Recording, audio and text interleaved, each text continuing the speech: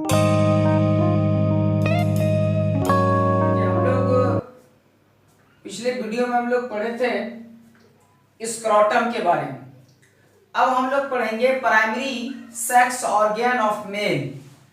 Mail का primary sex organ जो होता है वो कौन होता है? तो मेल का प्राइमरी सेक्स ऑर्गन टेस्टिस होता है। ये हम लोग कई दिन से पढ़ भी रहे हैं। देखिए, टेस्टिस बहुत ही इंपॉर्टेंट पार्ट होता है, ये बात हम लोग को समझना पड़ेगा। Testis is very important part of male reproductive system of human के मेल रिप्रोडक्टिव सिस्टम का टेस्टिस जो होता है सबसे मुख्य भाग होता है। Because testis is a primary sex organ. Testis जो होते हैं वो प्राइमरी सेक्स ऑर्गन होते हैं, और ऐसा इसलिए बोला जाता है कि टेस्टिस में शुक्राणु का निर्माण होता है, स्पर्म का निर्माण होता है, मेल गैमिट बनते हैं। ठीक है, तो टेस्टिस को हम लोग काट करके भी उसका स्ट्रक्चर देखेंगे, टेस्टिस का स्ट्रक्चर काटेंगे, इंटरनल स्ट्रक्चर काटेंगे, तो हम लोग को ये भी वहां पे पता चल जाएगा कि टेस्टिस में कहां पर स्पर्म का निर्माण होता है। लेकिन उससे पहले थोड़ा सा थ्योरी है टेस्टिस में, तो वो थ्योरी सबसे पहले हम लोग समझ लेते हैं। देखिए, टेस्टिस का जो निर्माण होता है वो हम लोग जानते हैं कि टेस्टिस का निर्माण एम्ब्रियोनिक स्टेज में या एम्ब्रियोनिक डेवलपमेंट के समय, भ्रूणीय विकास के समय इसका निर्माण जो होता है वो ठीक किडनी के नीचे, किडनी जो हम लोग में होती है, किडनी के ठीक नीचे एब्डोमिनल कैविटी में होता है। किडनी के नीचे कहाँ होती है? एब्डोमिनल कैविटी में होती है। एब्डोमिनल कैविटी में टेस्टिस का विकास होता है, इसका निर्माण होता है। ठीक है, जब इसका निर्माण हो जाता है और जिस समय शिशु का जन्म होता है उस समय ये दोनों टेस्टिस स्क्रोटम के साइक में आ जाते हैं। आपको हम अभी बताए पिछले वीडियो में कि प्रत्येक स्क्रोटम जो होते हैं उसमें दो साइक होते हैं, दो पाउच होते हैं, दो साइक होते हैं। ठीक है, तो प्रत्येक साइक जो होते हैं या प्रत्येक जो पाउच होते हैं उसमें टेस्टिस आ जाते हैं। अब सवाल यह होता है कि टेस्टिस जो आते हैं कहां से आते हैं भाई? एब्डोमिनल कैविटी से टेस्टिस कहां आते हैं? स्क्रोटम में आते हैं। यानी स्क्रोटम के जो साइक होते हैं, जिसको हम लोग स्क्रोटल साइक भी कहते हैं, स्क्रोटल साइक में आते हैं। तो स्क्रोटल साइक में जो टेस्टिस आते हैं ये एब्डोमिनल कैविटी से जुड़ा किससे होता है? तो ये स्पर्मेटिक कॉर्ड के द्वारा ये जुड़ा हुआ होता है। यानी कि टेस्टिस जो होते हैं ये एब्डोमिनल कैविटी से स्पर्मेटिक कॉर्ड के द्वारा क्या होते हैं? ये अटैच्ड होते हैं या जुड़े हुए होते हैं। टेस्टिस में हम लोग ये भी इससे पहले हम लोग जाने थे कि टेस्टिस में स्पर्म का निर्माण होता है, और टेस्टिस का स्पर्म में निर्माण तब होगा जब टेस्टिस का तापमान शरीर के तापमान से 2 से 2.5 डिग्री सेंटीग्रेड कम होगा। ठीक है, तब टेस्टिस में इसका निर्माण होता है। टेस्टिस जब एब्डोमिनल कैविटी से स्क्रोटल साइक में या स्क्रोटम में आ जाती है तो हम लोग ये कह सकते हैं कि ये टेस्टिस शरीर के बाहर रहता है। टेस्टिस को हम लोग आम भाषा में हाइड्रोसील भी कहते हैं। वास्तव में हाइड्रोसील एक गलत नाम होता है। क्यों ऐसा? इसलिए हम बोल रहे हैं कि देखिए, हाइड्रोसील का मतलब क्या होता है? हाइड्रोसील का मतलब ये होता है, हाइड्रो का मतलब होता है वाटर यानी कि पानी, जल, और सील का मतलब होता है सूजन। यानी कि टेस्टिस में जब पानी की मात्रा बहुत अधिक हो जाती है, जब बहुत अधिक उसमें जल बढ़ जाती है तो उसमें क्या होती है? उसमें सूजन आ जाती है, यानी कि वो फूल जाती है। That disease is known as hydrocele. So I am say that hydrocele is a name of a disease. It is not name of a organ. ठीक है, ये किसी ऑर्गन का नाम नहीं है। हाइड्रोसील जो होते हैं ये एक्चुअली एक नाम है, इसका नाम है एक बीमारी का नाम। यानी कि जब टेस्टिस में पानी बहुत ज्यादा बढ़ जाता है, पानी का लेवल जब बढ़ जाता है तो उसमें एक डिजीज हो जाती है जिसका नाम होता है हाइड्रोसील। समझने के लिए हम हाइड्रोसील आप लोग को बोले, वास्तव में इसका नाम क्या होता है भाई? टेस्टिस होता है। ठीक है, आइए हम लोग कुछ लिखे हैं इसके बारे में, पहले हम लोग कुछ जानते हैं। टेस्टिस मनुष्य के नर का प्राइमरी सेक्स ऑर्गन होता है। अभी हम आपको बताए कि टेस्टिस एक प्राइमरी सेक्स ऑर्गन है, और आपको हम ये भी बताए थे कि प्राइमरी सेक्स ऑर्गन एक्चुअली हम लोग कहते हैं किसको? प्राइमरी सेक्स ऑर्गन वैसे ऑर्गन को कहा जाता है जिसमें के गैमीट का निर्माण होता है, युग्मक का निर्माण होता है। चूंकि टेस्टिस में युग्मक का निर्माण होता है मेल में, इसलिए मेल का टेस्टिस प्राइमरी सेक्स ऑर्गन कहलाता है। प्रत्येक मेल में एक जोड़े टेस्टिस होते हैं। टेस्टिस की संख्या कितनी होती है भाई? एक जोड़े टेस्टिस होते हैं। देखिए यहाँ पे कुछ गलत लिखा गया है, आप लोग सही कर लीजिएगा। अर्ली फीटल यानी कि शुरुआती अवस्था में जो फीटल होते हैं, जो एम्ब्रियो होते हैं, अर्ली फीटल लाइफ में यानी एकदम शुरुआती जिस समय एम्ब्रियो का निर्माण होता है, लाइफ में टेस्टिस का विकास किडनी के ठीक नीचे, किडनी के ठीक नीचे, कहां है? ठीक नीचे तो होगा, कहां पे होगा? एब्डोमिनल कैविटी में होता है। कहां होती है? एब्डोमिनल कैविटी में होती है। जन्म के समय टेस्टिस, जिस समय जन्म होता है उस समय ये टेस्टिस कहां आ जाती है? स्क्रोटम में आ जाता है। ठीक है, जन्म के समय जो है टेस्टिस कहां आते हैं? स्क्रोटम में आ जाते हैं। प्रत्येक टेस्टिस स्क्रोटल साइट के दीवार द्वारा एक लचीली रेशेदार रचना द्वारा जुड़े रहते हैं, जिसे गुबर्नेक्युलम कहते हैं। यानी कि आपको हम ये उस दिन बताए थे कि भाई ये जो होते हैं ये क्या है? स्क्रोटम है, और ये क्या है? टेस्टिस है। तो ये टेस्टिस इस तरीके से इस स्क्रोटम से अटैच्ड होते हैं, इस स्क्रोटम से जुड़े होते हैं। तो वही यहाँ पर लिखा गया है, प्रत्येक ये जो टेस्टिस होते हैं स्क्रोटल सैक की दीवार, तो ये हम लोग का स्क्रोटल सैक का दीवार हो गया। ये दीवार है स्क्रोटल सैक का, देख रहे हैं? ये क्या है? स्क्रोटल सैक का दीवार द्वारा एक लचीली रेशेदार रचना द्वारा जुड़े रहते हैं। ये लचीली होती है, रेशेदार होती है, जिसे गुबर्नेक्युलम कहते हैं। इसको हम लोग क्या कहते हैं? गुबर्नेक्युलम कहते हैं, या इसको हम लोग मिजोर्चियम कहते हैं। मिजोर्चियम, या इसका दूसरा नाम होता है मिजोर्चियम। यानी ऐसा हम लोग बोल सकते हैं कि testis is attached with the wall of scrotum, wall of scrotum through a special like structure called gubernaculum or mesorchium. Okay, प्रत्येक टेस्टिस एब्डोमिनल कैविटी के डॉर्सल वॉल द्वारा, अब एब्डोमिनल कैविटी से, यानी ये कब हो रहा है बात? ये मतलब कि एब्डोमिनल कैविटी में तो टेस्टिस का विकास हो, जो टेस्टिस जो एब्डोमिनल कैविटी से आते हैं स्क्रोटम, ठीक है, समझ रहे हैं? स्क्रोटल साइट में जो आते हैं तो उससे तो जुड़ा हुआ रहता ही होगा। ऐसा नहीं है कि भाई यहाँ पर ये मान लेते हैं एब्डोमिनल कैविटी है और ये वाला जो है ये टेस्टिस है, यहाँ पर स्क्रोटल साइट है, ये गिर के यहाँ चला गया, इसके इस बीच में कुछ कनेक्शन नहीं, ऐसा नहीं होता। यहाँ पर आ गया, ये पहले एब्डोमिनल कैविटी था, ये मान लेते हैं टेस्टिस था, यहाँ पर था, ये यहाँ पर आ गया, ये स्क्रोटम था, तो इस बीच में कनेक्शन रहेगा, एक धागा रहेगा।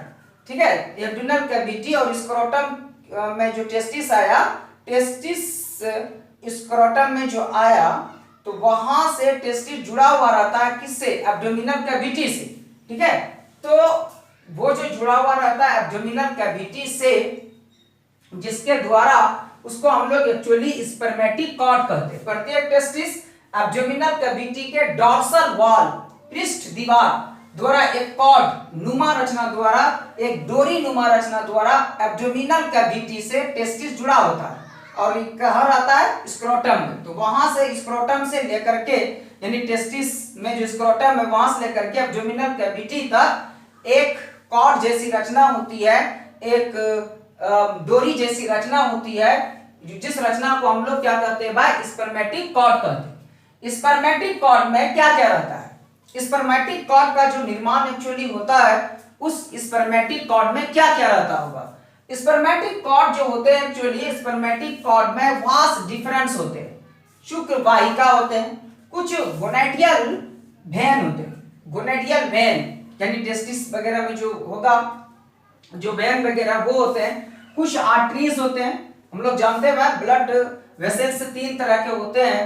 एक को हम लोग वेन कहते हैं जो थोड़ा मोटा होता है और ये अक्सर डीऑक्सीजनेटेड ब्लड को कैरी करता है। आर्टरीज होते हैं जो ऑक्सीजनेटेड ब्लड का ट्रांसपोर्ट करती है या कैरी करती है, यानी वैसे ब्लड जिसमें ऑक्सीजन होते हैं उसको हम लोग ऑक्सीजनेटेड ब्लड या प्योर ब्लड भी कहते हैं। तो arteries is responsible for carrying और ट्रांसपोर्ट ऑफ ऑक्सीजनेटेड ब्लड, ठीक है, but when is responsible for transport of deoxygenated blood. Okay, तो ये जो स्पर्मेटिक कॉर्ड है, ये स्पर्मेटिक कॉर्ड में कौन कौन होते हैं? Vas deferens, gonadal when, गोनाडियल arteries, कुछ नर्व वगैरह होते हैं, लिम्फेटिक सिस्टम में भी कुछ पार्ट होते हैं जो कि इसमें सम्मिलित होते हैं, इसमें आते हैं। स्पर्मेटिक कॉर्ड का निर्माण एक्चुअली हम लोग बोल सकते हैं vas deferens, gonadal vein, arteries, nerves, lymphatic से होता है। शेप, अब अगर हम लोग बात ये करें भाई कि ये जो टेस्टिस है इनका शेप क्या होगा, इनकी आकृति क्या होती है, किस डिजाइन का होता है? तो अक्सर टेस्टिस जो होते हैं वो ओवल लाइक स्ट्रक्चर होते हैं, यानी कि गोलाकार संरचना होती है। ये जो टेस्टिस का जो शेप होता है, ये टेस्टिस का शेप कैसा होता है भाई? ओवल होता है, यानी कि अंडाकार होता है। साइज, प्रत्येक टेस्टिस की जो लंबाई होती है वो 4 से 5 सेंटीमीटर, चौड़ाई जो होती है 2 से 3 सेंटीमीटर होती है। इनकी भी मोटाई भी होती है, लगभग 2.5 सेंटीमीटर इसकी मोटाई भी होती है। प्रत्येक टेस्टिस मनुष्य के शरीर के बाहर, यानी मनुष्य का जो शरीर है इसके बाहर अर्थात दोनों थाई जांघ के बीच लटका रहता है, जो कि स्क्रोटल साइड में होते हैं, यानी कि ये शरीर के बाहरी भाग में ये लटके रहते हैं क्योंकि इसको टेम्परेचर मेंटेन करना है। टेस्टिस में क्या होता है भाई? टेस्टिस में स्पर्म यानी शुक्राणु का निर्माण होता है, ठीक है। तो ये जो था हम लोग का यहां से लेकर के यहां तक, ये तो समझिए टेस्टिस का एक तरह से इंट्रोडक्शन था। मेन टेस्टिस जो होते हैं वो हम लोग स्ट्रक्चर में पढ़ेंगे टेस्टिस के बारे में मेन, ठीक है। तो यहां पर थोड़ा सा स्ट्रक्चर के बारे में हम बताएं, इसका पूरा स्ट्रक्चर बनाना पड़ेगा, काफी इसका थ्योरी भी थोड़ा सा लंबा है, पहले हम थ्योरी बताएंगे उसके बाद फिर स्ट्रक्चर बना के आपको हम समझाएंगे। थोड़ा सा थ्योरी लिखा गया है, अगले वीडियो में हम इससे आगे थ्योरी देंगे, ठीक है, इसी से जुड़ा हुआ रहेगा। तो प्रत्येक टेस्टिस यहाँ पर है, स्ट्रक्चर ऑफ टेस्टिस। प्रत्येक टेस्टिस चारों ओर से कनेक्टिव टिश्यू से बने झिल्ली द्वारा चारों ओर से घिरा होता है, ठीक है। यह हम स्ट्रक्चर बनाकर आपको समझाएंगे भी, जिसे ट्यूनिका अल्बुजिनिया कहा जाता है। यह टेस्टिस को अंदर से कई सेप्टा में बांट देती है। प्रत्येक भाग में 2 से 3 नलिकाएं होती है, जिसे सेमिनिफेरस ट्यूब्यूल्स या शुक्र जनन नलिकाएं कहते हैं। देखिए एक ये जो सेमिनिफेरस ट्यूब्यूल्स है, ये थोड़ा सा बात यहाँ लिखा हुआ है, कहता है कि टेस्टिस जो होते हैं ये कनेक्टिव टिश्यू से बने झिल्ली द्वारा घिरे होते हैं, और इसको हम लोग क्या करते हैं भाई? ट्यूनिका अल्बुजिनिया कहते हैं।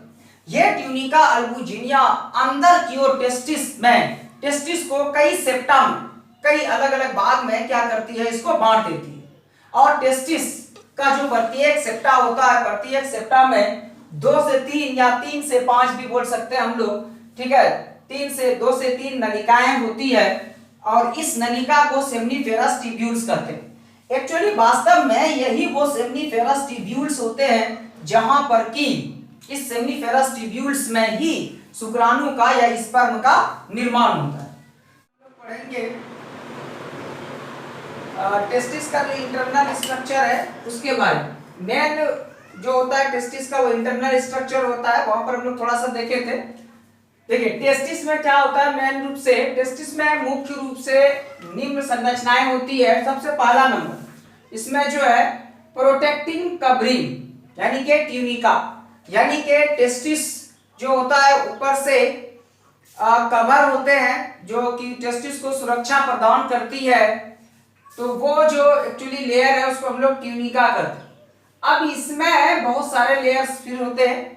टेस्टिस 3 लेयर्स द्वारा घिरा होता है। मेन रूप से जो टेस्टिस है वो 3 परत या 3 लेयर्स के द्वारा घिरे होते हैं। सबसे पहला नंबर यहाँ पर है ट्यूनिका वेजिनैलिस। ट्यूनिका वेजिनैलिस, ट्यूनिका वेजिनैलिस है, यह टेस्टिस का आउटर कवरिंग होता है, यानी ट्यूनिका वेजिनलिस जो है ये टेस्टिस का सबसे क्या होगा भाई, ऊपरी परत होगा। उसके बाद इसमें ट्यूनिका अल्बुजिनिया, यह फाइब्रस कवरिंग होता है जो कि ट्यूनिका वेजिनलिस के अंतर्गत ही आते हैं। ट्यूनिका वस्क्युलोसा, इसके अंतर्गत कैपिलरीज के नेटवर्क, ट्यूनिका वस्क्युलोसा में बहुत सारे नेटवर्क होते हैं कैपिलरीज का। टेस्टिक्युलर लोब्यूल्स, ठीक है, ये दूसरा नंबर। तो प्रत्येक टेस्टिस कहता है 250 कंपार्टमेंट्स में बटे होते हैं, या प्रत्येक टेस्टिस में क्या होता है 250 कंपार्टमेंट होते हैं, भाग होते हैं, जिसको हम लोग क्या करते हैं भाई, टेस्टिक्युलर लोब्यूल्स कहते हैं। ये हम आपको जब फिगर बनाएंगे तब वहां पर हम आपको बता देंगे, ये अभी हम आपको ऐसे बता रहे हैं, ठीक है।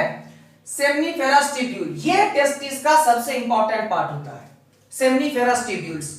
हम बताएंगे आपको, जब फिगर हम बनाएंगे तो वहां पर आपको हम ये बताएंगे कि टेस्टिस में आखिर स्पर्म का निर्माण जो होता है वो कहां पर होता है, और स्पर्म के निर्माण की शुरुआत जो एक्चुअली होती है वो जर्मिनल इपिथेलियम सेल्स होती है, जिसमें के मेल जर्मिनल सेल्स होते हैं, जिससे स्पर्मेटो गोनिया वगैरह सब बनती है, उसी से स्पर्म का एक्चुअली निर्माण होता है। ये भी हम लोग देखेंगे किस सेल से होता है और कैसे कैसे होता है वो भी। ये जो एक्चुअली है कि कहां पर होती है स्पर्म का निर्माण, कैसे होती है ये तो नहीं, अभी स्पर्मेटोजेनेसिस में पढ़ेंगे भी हम लोग, होती कहां पर। टेस्टिस में स्पर्म का निर्माण तो होता है, ये हम लोग पढ़ रहे थे, लेकिन टेस्टिस में स्पर्म का निर्माण कहां पर होता है, किस रचना में होती है, वो रचना जब तक हम आपको काट के नहीं दिखाएंगे तो आपको समझ में उतना ज्यादा नहीं आएगा। लेकिन हम लोग का थोड़ा सा थ्योरी है, पहले इसको हम लोग थोड़ा समझ लेते हैं, लेकिन ये कंप्लीट समझ में तब आएगा जब टेस्टिस का टीएस काटा जाएगा, ट्रांसवर्स सेक्शन, उसमें बनाया जाएगा फिगर, वहां पे आपको हम बताएंगे। तो अभी आप ये थोड़ा सा थ्योरी जान लीजिए, ध्यान दीजिएगा। सेमनीफेरस ट्यूब्यूल्स की बात किया जाए, seminiferous tubule is an important part of testis because they have capacity to produce sperm और मेल गैमेट्स, ठीक है। ये जो सेमनीफेरस ट्यूब्यूल होती है यही वो जगह है जहां पर मेल गैमेट या स्पर्म का निर्माण होता है। प्रत्येक टेस्टिक्युलर लोब्यूल में, ये जो टेस्टिक्युलर लोब्यूल होते हैं यानी 250 कंपार्टमेंट्स जो होते हैं टेस्टिस में, तो प्रत्येक कंपार्टमेंट में, प्रत्येक लोब में, लोब्यूल में 1 से 3, ठीक है, 1 से 1 भी हो सकता है, 2 भी हो सकता है, 3 भी हो सकता है, 1 से 3 क्वाइल्ड स्ट्रक्चर होती, क्वाइल्ड स्ट्रक्चर होती है, और उसी का नाम होता है सेमिनीफेरस ट्यूब्यूल, ठीक है, उसी को एक्चुअली सेमनीफेरस ट्यूब्यूल कहा जाता है। सेमनीफेरस ट्यूब्यूल्स के वाल, ठीक है, सेमनीफेरस ट्यूब्यूल्स की जो भित्ति होती है, सेमनीफेरस ट्यूब्यूल्स की जो दीवार होती है, जो भित्ति होती है, जो वॉल होती है, जर्मिनल मेल जर्मिनल इपिथेलियम के सिंगल लेयर द्वारा घिरा हुआ होता है। सेमनीफेरस ट्यूब्यूल हम आपको दिखाएंगे, सेमनीफेरस ट्यूब्यूल्स की जो दीवार होती है वो जर्मिनल इपिथेलियम सेल से बना हुआ एक परत होता है, ठीक है, जो कि उसकी वॉल घिरी होती है। इस सेल्स में सबसे अधिक मात्रा में एक सेल होती है जिसका नाम होता है मेल जर्म सेल्स, यही वो मेल जर्मिनल सेल्स होती है। इसी मेल जर्मिनल सेल से, इसी मेल जर्मिनल सेल से निर्माण होता है स्पर्मेटोगोनिया का, और जब ये स्पर्मेटोगोनिया बनती है, इसी स्पर्मेटोगोनिया से फिर प्राइमरी स्पर्मेटोसाइट का निर्माण होता है, फिर प्राइमरी स्पर्मेटोसाइट से सेकेंडरी स्पर्मेटोसाइट का निर्माण होता है, और फिर सेकेंडरी स्पर्मेटोसाइट में जब डिवीजन होता है तब उसके बाद जो है स्पर्मेटिड बनते हैं, फिर उस स्पर्मेटिड से स्पर्म या मेल गैमेट का निर्माण होता है। तो सेमनीफेरस ट्यूब्यूल्स जो होते हैं वहीं पर सबसे इंपॉर्टेंट सेल्स होते हैं, ठीक है, और उसमें मेल जर्मिनल सेल्स होते हैं। तो क्या क्या हुआ, मेल जर्मिनल सेल्स होगा, उस मेल जर्मिनल सेल से सबसे पहले क्या बनते हैं भाई, सबसे पहले स्पर्मेटोगोनिया बनते हैं, बहुत सारे स्पर्मेटोगोनिया बनते हैं। स्पर्मेटोगोनिया से फिर क्या बनेगा, प्राइमरी स्पर्मेटोसाइट बनता है। प्राइमरी स्पर्मेटोसाइट में जब डिवीजन होता है तो सेकेंडरी स्पर्मेटोसाइट बनता है। सेकेंडरी स्पर्मेटोसाइट में जब डिवीजन होता है तो स्पर्मेटिड बनता है। फिर ये स्पर्मेटिड चेंज कर जाता है स्पर्म। तो ये रूट होता है इसका बनने का। आगे हम लोग बात करें मेल जर्मिनल सेल्स होते हैं, इससे स्पर्मेटोगोनिया का निर्माण होता है एवं कई स्थान पर। अब देखिए इस सेमनीफेरस ट्यूब्यूल्स में कई स्थान पर एक विशेष प्रकार की सेल्स होती है जिसको हम लोग सर्टोली सेल या इसको हम लोग सपोर्टिंग सेल भी कहते हैं। ठीक है, Sertoli cell is responsible for secrete of ABP androgen binding protein and also secrete inhibin protein. Sertoli cell जो होती है एक विशेष प्रकार के प्रोटीन का सेक्रेशन करती है, एक विशेष प्रकार के प्रोटीन का स्रवण करती है, निकालती है, जिसको हम लोग एंड्रोजन बाइंडिंग प्रोटीन के नाम से जानते हैं। ठीक है, एंड्रोजन बाइंडिंग प्रोटीन ये निकालती है। इसके अलावा सर्टोली सेल से इनहिबिन प्रोटीन भी निकलती है। इनहिबिन का मतलब रोकने वाला। यह करता क्या है, एफएसएच सिंथेसिस को सप्रेस करता है। फॉलिकल स्टिमुलेटिंग हार्मोन यानी कि स्पर्मेटोजेनेसिस जब हम लोग पढ़ेंगे तो वहां पर एक चीज पढ़ेंगे हम लोग, कंट्रोल ऑफ स्पर्मेटोजेनेसिस, यानी कि मनुष्य के अंदर में जो स्पर्म का निर्माण होता है आखिर इसका कंट्रोल कौन करता होगा, कब स्पर्म बनना चाहिए, कब नहीं बनना चाहिए, कैसे बनना चाहिए, ये सारे चीज का कंट्रोल होता होगा। तो ये सारे चीज का कंट्रोल एक हार्मोन्स के द्वारा होती है और उसको कंट्रोल करने के लिए जो पिट्यूटरी ग्लैंड से जो हार्मोन निकलती है एफएसएच यानी फॉलिकल स्टिमुलेटिंग हार्मोन। ठीक है, फॉलिकल स्टिमुलेटिंग हार्मोन सिंथेसिस को सप्रेस करती है, यानी एफएसएच वगैरह जो निकलता है इसको सप्रेस करने का काम करती है। सर्टोली सेल विकसित हो रहे स्पर्म को न्यूट्रिशन प्रदान करती है। यह बात आप बहुत जरूरी याद रखिएगा। देखिए सर्टोली सेल में बहुत कम आ गया। सर्टोली सेल एबीपी भी निकालती है, एंड्रोजन बाइंडिंग प्रोटीन निकालती है, ये स्पर्मेटोजेनेसिस को कंट्रोल करती है, ये एफएसएच को इनहिबिन प्रोटीन जो निकालती है एफएसएच के सेक्रेशन को या एफएसएच के सिंथेसिस को सप्रेस करती है। एक तरह से ये भी स्पर्मेटोजेनेसिस के कंट्रोल में भाग लेती है। सबसे बड़ा बात, जो स्पर्म का सेमनीफेरस ट्यूब्यूल्स में निर्माण होता है उस स्पर्म को जो न्यूट्रिशन चाहिए वो न्यूट्रिशन प्रोवाइड कराती है सर्टोली सेल। सर्टोली सेल विकसित हो रहे स्पर्म को न्यूट्रिशन प्रदान करती है। इसके बाद एक और सेल्स होती है इंटरस्टिशियल सेल और लाइडिंग सेल। सेमनीफेरस ट्यूब्यूल्स का स्ट्रक्चर जब हम बार बार बोल रहे हैं, जब तक इसका स्ट्रक्चर नहीं बताएंगे आप क्लियर नहीं समझ पाइएगा। सर्टोली सेल्स फिर भी थोड़ा सा आप समझिए कि भाई किसका क्या काम होता है। सर्टोली सेल्स जो होते हैं वो तो हम लोग समझ गए। इंटरस्टिशियल सेल या लाइडिंग सेल्स की बात कर रहे थे। सेमनीफेरस ट्यूब्यूल्स कई होते हैं, उनके बीच बीच में विशेष प्रकार की कोशिका होती है जिसको हम लोग इंटरस्टिशियल सेल या लाइडिंग सेल कहते हैं। इंटरस्टिशियल सेल या लाइडिंग सेल जो होते हैं ये एंड्रोजन या टेस्टोस्टेरोन या मेल सेक्स हार्मोन का निर्माण करता है। ठीक है, ये मेल सेक्स हार्मोन या एंड्रोजन और टेस्टोस्टेरोन जो होते हैं ये मेल का सबसे इंपॉर्टेंट हार्मोन्स होते हैं। अगर ये टेस्टोस्टेरोन हार्मोन या मेल सेक्स हार्मोन का अगर हाइपोसेक्रेशन होता है, हाइपो मतलब के जरूरत से कम निकलता है, तो वैसे आदमी को मुंह दाढ़ी भी बहुत कम हो जाता है। ठीक है, और बहुत सारे इससे डिजीज हो सकते हैं, कई बीमारी हो सकते हैं इससे। सेमनीफेरस ट्यूब्यूल्स के बीच बीच में होते हैं, इस सेल से टेस्टोस्टेरोन या एंड्रोजन या मेल सेक्स हार्मोन निकलता है। टेस्टिस क्या करता होगा, क्या काम होता है टेस्टिस में? टेस्टिस में मात्र दो ही काम होता है। सबसे पहला ये सेक्स हार्मोन का निर्माण करता है और ये स्पर्म का निर्माण करता है, दो ही चीज, यानी मेल सेक्स हार्मोन एंड्रोजन या टेस्टोस्टेरोन हार्मोन का निर्माण करता है और स्पर्म का निर्माण होता है। ठीक है, मतलब ये हो गया कि मतलब there are two main functions of testis, that is called formation of sperm and formation of male sex hormone और एंड्रोजन और टेस्टोस्टेरोन।